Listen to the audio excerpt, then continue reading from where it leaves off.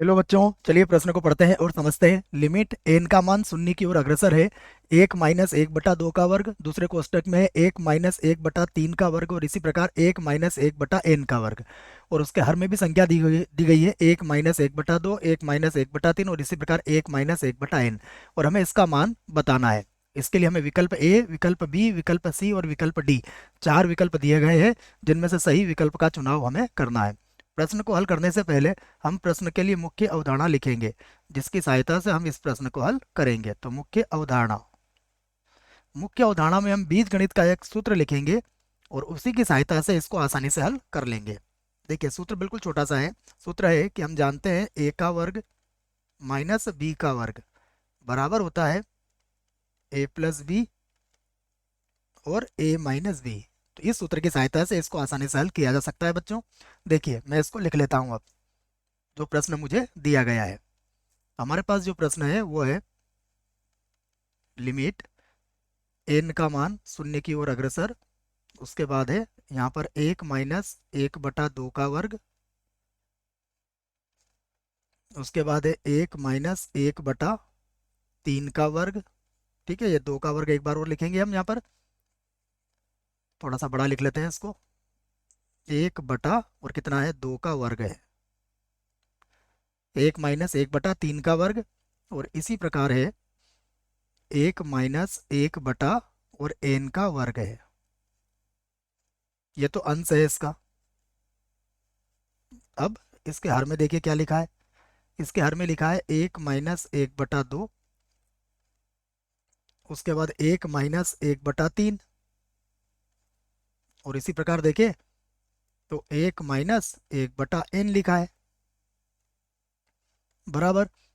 यदि अभी आपने यहाँ पर n का मान 0 रखा बच्चों, तो ये अनंत बटा अनंत रूप आ जाएगा। कौन सा रूप है ये है हमारा सीमा का अनंत बटा अनंत रूप।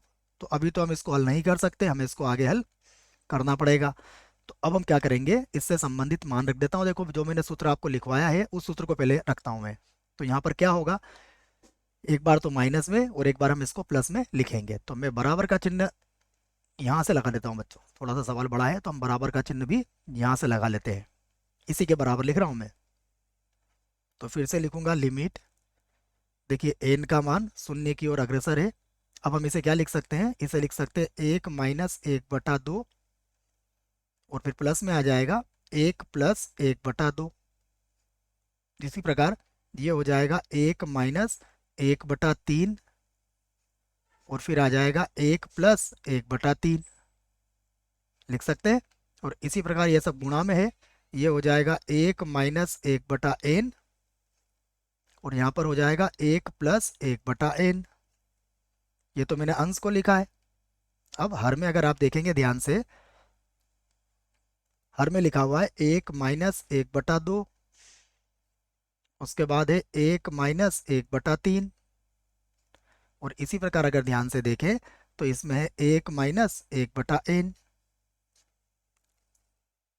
अब क्या करिए आप, ये जो माइनस वाली चीजें हैं, 1 - 1/2 से 1 - 1/2 कटेगा, 1 - 1/3 से 1 - 1/3 कटेगा, 1 - 1/n से 1 - 1/n कट जाएगा। तो हमारे पास अंश में अब क्या बचेगा, केवल प्लस प्लस वाले गुणनखंड बच जाएंगे। तो मैं उन्हीं को अब पुनः लिख रहा हूँ।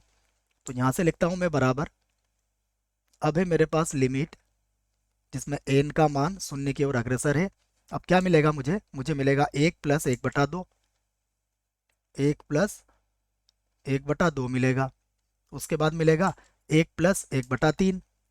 1 + 1/3। इसी प्रकार अगर देखूं तो क्या मिलना चाहिए, अगला मिलना चाहिए 1 + 1/4 मिलेगा। उसके बाद 1 + 1/5 मिलेगा। अगर यहाँ पर देखें तो अंत में हमें क्या मिलेगा, 1 + 1/n। यहाँ पर हो जाएगा 1 + 1/n हो जाएगा। ये सभी गुणा में चल रहा है बच्चों, याद रखें। अब हम क्या करते हैं, इनका लघुत्तम लेके इसको आगे बढ़ाते हैं। फिर से लिखूंगा मैं लिमिट एन का मान शून्य की ओर अग्रसर है। अगर हम इसका लघुत्तम लेते हैं तो देखो, 2 और 1 3/2 हो जाएगा ये। तो ये हो गया 3/2। इसको हल करेंगे तो ये हो जाएगा 4/3, गुणा अगर इसको देखेंगे तो ये हो जाएगा 5/4। अगर इसी क्रम को जारी रखे, देखो ये 4/3 है, ये 5/4 है, तो ये कितना हो जाएगा, ये हो जाएगा 6/5। इसी प्रकार आप इसको आगे भी समझ सकते हैं। ये कितना हो जाएगा, देखो अंत में क्या आएगा, ये हो जाएगा n+1 और बटे में कितना आ जाएगा n। यहाँ n आ जाएगा। अगर इसके पहले की बात करें तो इसके पहले क्या आ जाएगा, यहाँ पर n और बटे में कितना आ जाएगा, n-1 कम हो रहा है अगर हम इधर चल रहे हैं तो ये बात आपके समझ में आ जाना चाहिए। अब देखिए क्या क्या कट रहा है यहाँ पर, इसको भी देख लेते हैं। अब ध्यान से देखेंगे तो 3 से 3 कटेगा, 4 से ये 4 कटेगा, तो 4 को एक बार और लिख लेते हैं। इस 4 को हम एक बार और लिख देते हैं, ठीक है। उसके बाद फिर आराम से काट देते हैं।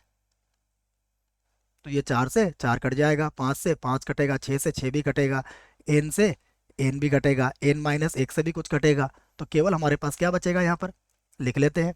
हमारे पास बचेगा लिमिट n का मान 0 की ओर अग्रसर है। देखो यहाँ तो बचेगा 1/2 और यहाँ पर बचेगा n+1। अब आप n का मान 0 रख दीजिए यहाँ पर। जैसे आप n का मान 0 रखेंगे, ये हो जाएगा 1/2, ये हो जाएगा 0+1, अर्थात उत्तर कितना आ जाएगा, उत्तर आ जाएगा 1/2। अब विकल्प देख लेते हैं कौन सा विकल्प सही है। तो विकल्प ए गलत, विकल्प बी जो है इस प्रश्न के लिए सही विकल्प हो जाएगा। सी और डी भी गलत है। आशा करता हूँ बच्चों आपको इस प्रश्न का उत्तर समझ में आया होगा। धन्यवाद।